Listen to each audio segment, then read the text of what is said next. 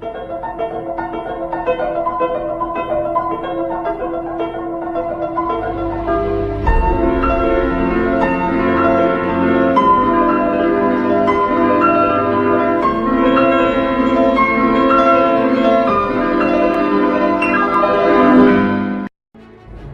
Friends, నేను మీ Jayanth Yadav and welcome back to my channel.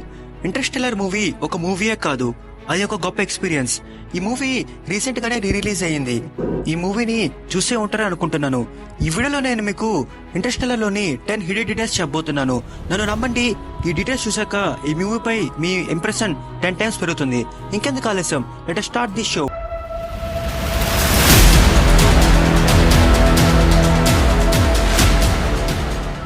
Interstellar లో 2 ఫ్యాక్ట్స్ మనకి క్లియర్ గా ఎస్టాబ్లిష్ చేస్తారు. అది ఏంటంటే, first fact, Cooper can never travel to his past. అంటే కూపర్ తన గతంలోకి ఎప్పటికీ తిరిగి వెళ్ళలేడు. అండ్ ఫ్యాక్ట్ 2, గ్రావిటేషన్ ఫోర్సెస్ మన పాస్ట్ నుంచి మెసేజెస్ క్యారీ చేయగలవు.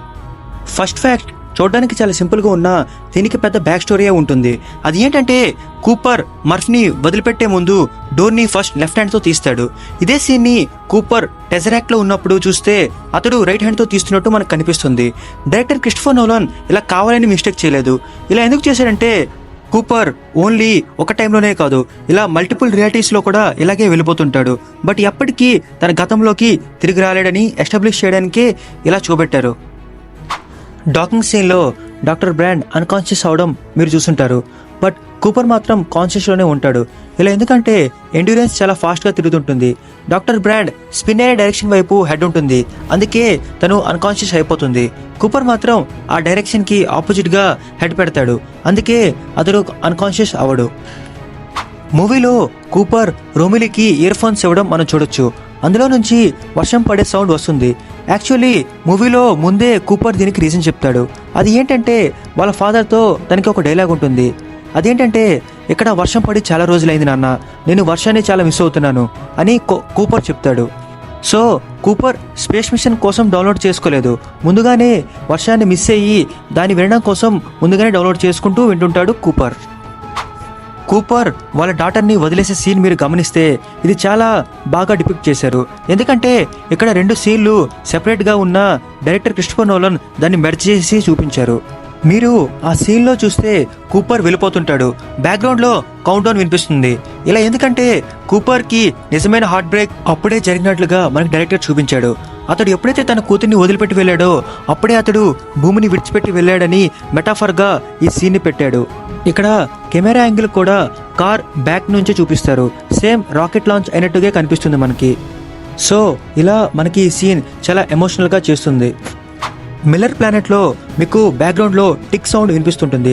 యాక్చువల్లీ ఈ సౌండ్ కూడా ప్రామినెన్స్ ఉంటుంది. అది ఏంటంటే, ప్రతి 1.25 సెకండ్స్కి ఒక టిక్ సౌండ్ వస్తుంది. ప్రతి టిక్ సౌండ్ ఎర్త్లో 1 ఫుల్ డే కంప్లీట్ అయినట్టు సమానం. ఈ సౌండ్ని చాలా బాగా ఉపయోగించుకున్నారు డైరెక్టర్. 23 సంవత్సరాల తర్వాత కూపర్ ఇంకా బ్రాండ్ మళ్ళీ తిరిగి వెళ్తారు. అప్పటి వరకు రొమిలీ ఒక్కడే ఉంటాడు. ఆ పెయిన్ ఎలా ఉంటుందో మనం మాటల్లో చెప్పలేం. డాకింగ్ సీన్లో torrs rotation speed 67 RPM 68 RPM అని చెప్తుంటుంది.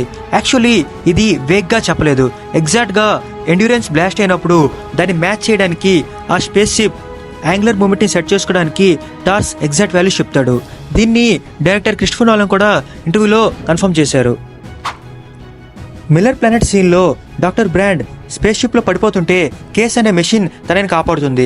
ఇదే కేస్ ముందు సీన్లో బ్రాండ్ ఆ వేవ్స్కి భయపడుతున్నప్పుడు డాక్టర్ బ్రాండ్ని పట్టించుకోకుండా తన పనిని తను చేసుకుంటుంది కేస్. మనం బ్యాక్గ్రౌండ్లో దీన్ని గమనించవచ్చు. డాక్టర్ బోయిల్ బ్రాండ్ని కాపాడు అని ఆర్డర్ ఇచ్చినప్పుడే కేస్ డాక్టర్ బ్రాండ్ని కాపాడడానికి వెళ్తుంది.